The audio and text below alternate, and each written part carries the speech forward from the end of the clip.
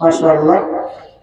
মোহতারাম উপস্থিতি, এ পর্যায়ে আমাদের সামনে সংক্ষিপ্তভাবে আলোচনা পেশ করবেন নবাবগঞ্জ বড় মসজিদের সম্মানিত ইমাম, জামিয়া শরীফিয়া আরবিয়ার মুহাদ্দিস হযরত মাওলানা মুফতি মামুন রহমানী।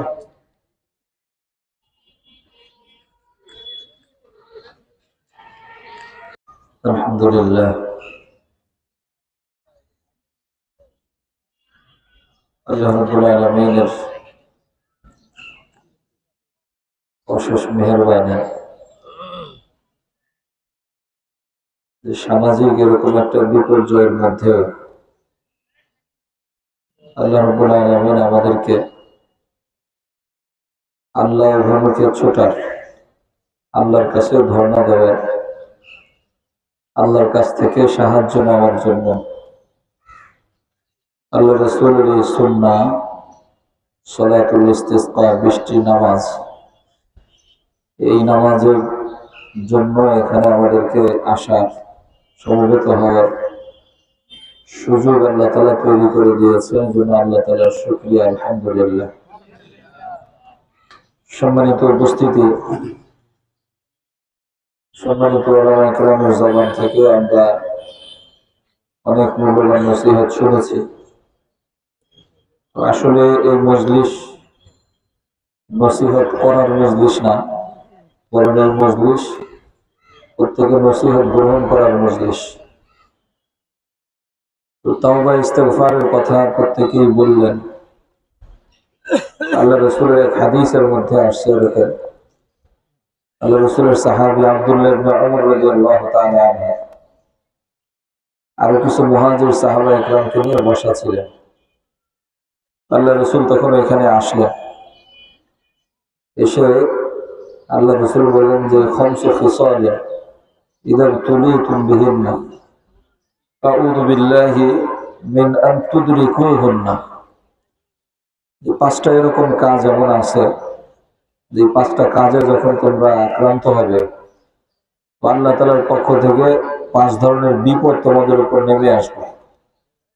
এবং বিপদের গুরুতরতা আল্লাহ রাসূল অনুধাবন করে সাথে সাথে এটা বললেন যে আমি আল্লাহ তাআলার কাছে পানা চাই যাতে এই বিপর্যয় তোমাদেরকে না পেয়ে বসে। তো সেই পাঁচটা বিষয়ের মধ্যে একটা বিষয় আল্লাহ রাসূল বললেন, ওমা মানাআ কওমুন যাকাতা আমওয়ালিহিম ইল্লা মুনিউল কতর আবিল মাতর মিনাস সামা। যে কোনো সম্প্রদায়ের লোক খোদা প্রদত্ত সম্পদ তাদেরকে আল্লাহ তাআলা যেটা দিয়েছেন, এটার যাকাত দিতে যখন তারা গরিমসি করবে অথবা যাকাত দিবে না, তো আল্লাহ তাআলা ওই সম্প্রদায়ের মানুষের উপর আল্লাহ তাআলা রহমতের বৃষ্টি বর্ষণ করা বন্ধ করে দেবে।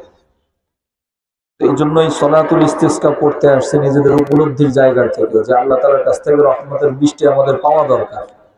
রহমতের বৃষ্টি ছাড়া আমাদের জীবন একেবারে বিপর্যয় হয়ে গেছে। গত ৭৫ বছরের ইতিহাসে এইরকম তাপমাত্রা কখনোই বাড়ে নাই। এবং অন্তত পক্ষে এইখানে আমরা যারা আছি, মনে প্রাণে আমরা এটা বিশ্বাস করি যে এই আবহাওয়া আল্লাহ তাআলা যদি পরিবর্তন না করেন, আল্লাহ তাআলা যদি এই জমিনের জন্য রহমতের বৃষ্টির ফয়সালা না করেন, তো এই জমিনে রহমতের বৃষ্টিও দিতে পারবে না, আর আবহাওয়ারও কোনো পরিবর্তন পশ্চিমকালেও হবে না।